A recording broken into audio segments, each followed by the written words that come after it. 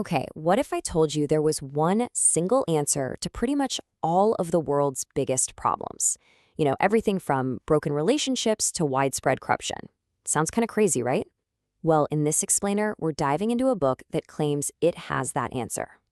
The book is called The Answer to Everything by Olukbenga Sanya. And man, it opens with a line that just hits you.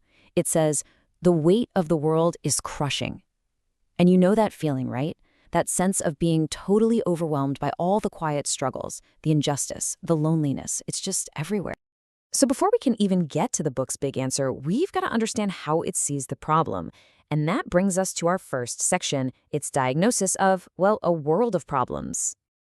And yeah, the diagnosis is pretty stark.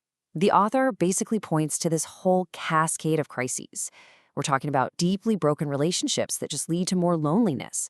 So many people feel unfulfilled, totally paralyzed by a fear of failure.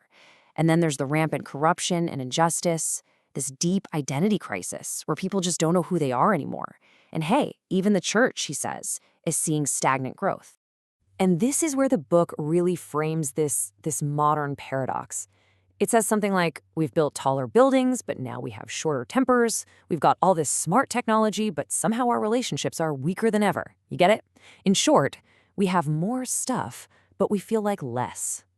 Okay, so with that pretty bleak diagnosis, we're led right to the heart of the book. Let's get into section 2, the search for an answer. The author really challenges how we usually try to fix things.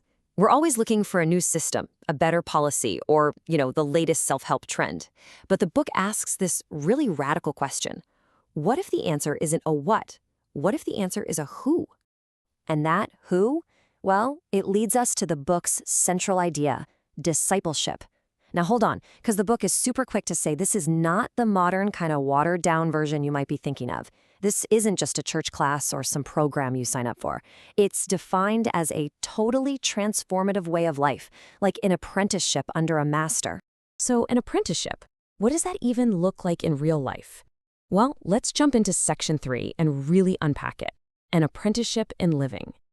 To make this whole idea a lot more concrete, the book uses this really powerful story, an allegory, about a young guy named Charles who wants to be a master carpenter. So Charles shows up, right? He's all ready to learn how to cut and shape wood. But his master, this guy Mr. Friedrich, he doesn't hand him a chisel. Nope. He hands him a broom. And for weeks, Charles is just given these menial tasks, teaching him patience, discipline, and character, long before he's ever allowed to touch the real tools. And this is the big takeaway for Charles. He learns that this whole process, it wasn't really about the wood. It was about him. He finally gets it. To shape the wood, he first had to be shaped himself. The transformation of the person has to come before you can master the craft. That's huge. And that story just perfectly illustrates the book's definition of a real disciple. It's someone who, first, follows Jesus wholeheartedly. Second, through that process, they're being transformed to become like Jesus. And third, they bring other people along with them on that same journey. It's a 3-part thing. All right, so that's the what. But how does this actually work? What's the how? Let's take a look at the method in action, which the book calls the chain of following. The whole method is grounded in Scripture, specifically this verse you see from 1 Corinthians. Follow my example, as I follow the example of Christ. See the logic there? The idea is simple but profound. We learn to follow Jesus by following other people who are already following Jesus. It's like this chain of relational mentorship.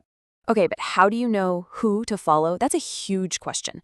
Well, the book gives this super practical checklist. First, you look at their doctrine. What do they actually teach? Then, their manner of life. How do they live day to day? Next, their purpose. What's driving them? Fourth, their faith. How do they trust God? And finally, their patience and endurance. How do they handle it when things get tough? And this is so important. The book makes it really clear that this is not about finding some perfect, flawless guru. Nobody's perfect. It's about finding someone who's just a little further down the road than you are. Someone who's accountable and is genuinely trying their best to follow Christ themselves. All right, all of this brings us to the final big challenge that the book lays out for us. Is this an overlooked solution? And this slide really sums up the book's central critique perfectly. On one side, you've got what it calls modern discipleship. Think of a classroom. It's all about information, it's often a course you complete, it's mass-produced, and yeah, it's usually pretty low cost. But then you look at Jesus' model. That's a journey. It's not about information, it's about transformation. It's not a course, it's a life to live. It's handcrafted and relational. And instead of being low cost, it demands everything. So yeah, every one of these ideas, from the diagnosis of our problems to this radical solution, it all comes from the book The Answer to Everything by Olubenga Sanya, and it really leaves us with one final, pretty challenging thought to chew on. Think about it.